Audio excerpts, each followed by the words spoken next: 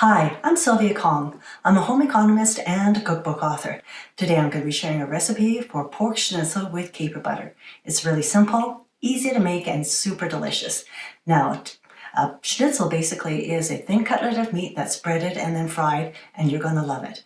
Now, to begin this recipe, I've got my oven preheating to 200 degrees Fahrenheit. I've got my breading station organized.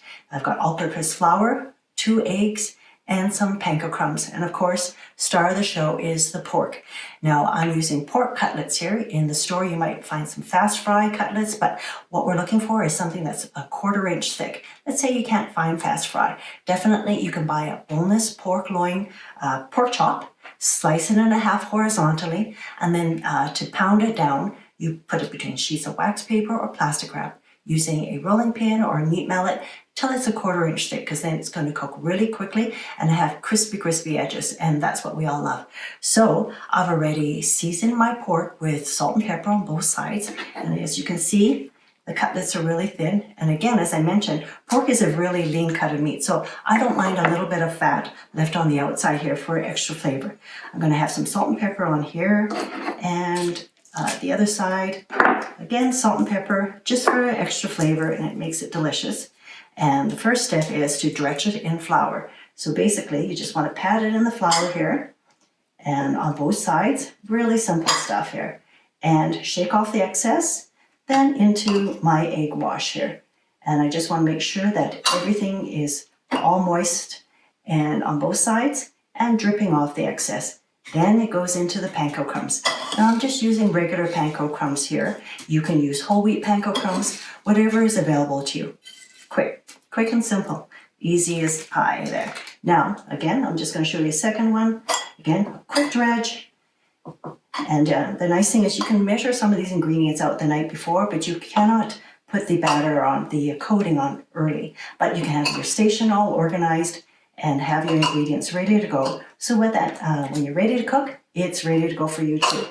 So I've got a little bit of air pocket there, but so I can't seem to coat it. Here we go. Nice and simple. And there you go. So I'm going to continue on, and then I'm going to catch up with you in just a minute. All right, my cutlets are breaded. They're ready to go. Just want to make sure we've got some canola oil in my pan. It's heating. It's actually a little on the hot side, so I've turned the heat down a little bit. So sometimes you just have to gauge it. And I've got my cutlets ready to go. I don't want to overcrowd the pan. I only want to do about 2 cutlets per batch. So we can hear that. Ooh, just hear that sizzle. And you can use a non-stick skillet.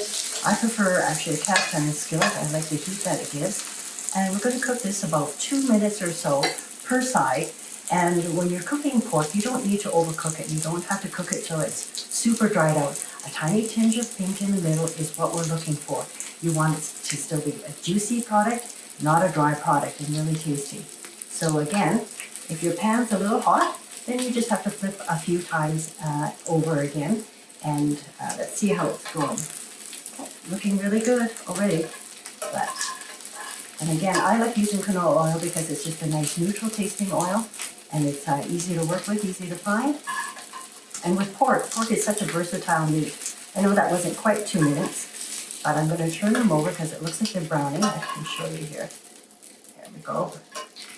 And again, just add more oil as you need. These are actually going to be sitting in the oven for a few minutes while the other ones cook, and then the cutlets, the schnitzels, will continue to cook in the oven as it's warmed up. It's only about 200 degrees. So again, add more oil as you need it. Just warming that oil up. Okay, I'm taking them off just a tiny bit early just to show you how easy it is here. And again, that oil is not quite hot enough. And when it starts sizzling, that's when you know it's going to be hot enough. I'm just going to tip it a little bit, make sure it's nice and even. This is an old cast iron pan, so sometimes they get a little uneven. Same with my cooking surface here. Make sure you have everything organized. You've got some oven mitts available in case it gets too hot and in case you need to move anything. And we always want to make sure it's nice and safe when you're cooking. Here we go. A tiny bit of sizzle. And again, I find that these pork cutlets, this recipe serves 4. But let's say you don't finish them up. They do also reheat quite beautifully in the oven the very next day.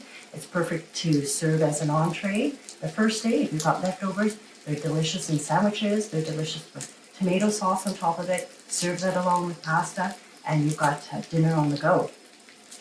Well, these ones I'm going to put on a rack. I'm going to put that into the oven and then continue on, and I'll catch up with you in a second. Hi there. Now we're on to the caper butter. Really simple. It adds so much great flavor to the schnitzel. I've got some butter melting here in my pot. I've actually turned the heat down just a bit because it can tend to get hot super quick. There we go. I'm going to keep it on really low. I'm going to just simply chop up some parsley. I personally like the Italian parsley because it's nice and flat. I find it almost easier to chop. And my butter is going to cook for just a few minutes. We're almost browning it, but not a complete browning of it. And when you brown the butter, it actually gives the dish a really delicious nuttiness. I've got some capers here. And capers are just the flower buds from the caper bush, and they're pickled.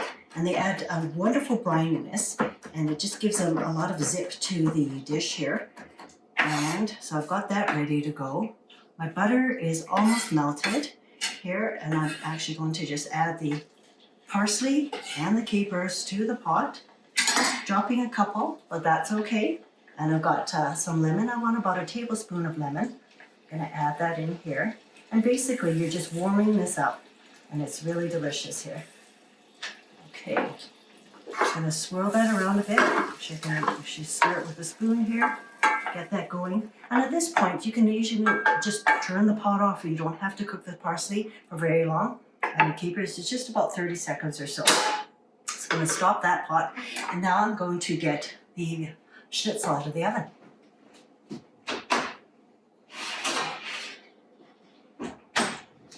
Okay, here you go. Oh, check it out. Hope I don't drop it. There we go.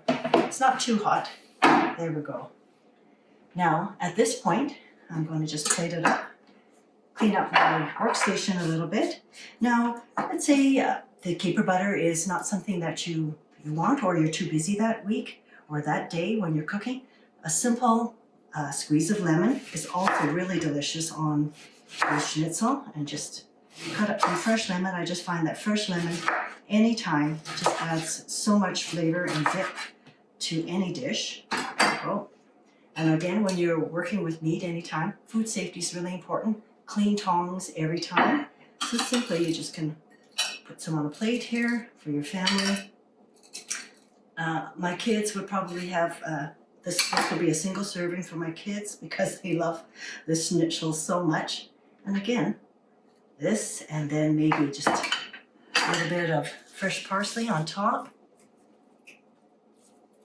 Just making it pretty, making it taste good, appealing to the eye. There you go. I think we got it. Pork schnitzel. Super easy, very delicious. After the first juicy bite, I know you're going to want to make this recipe again.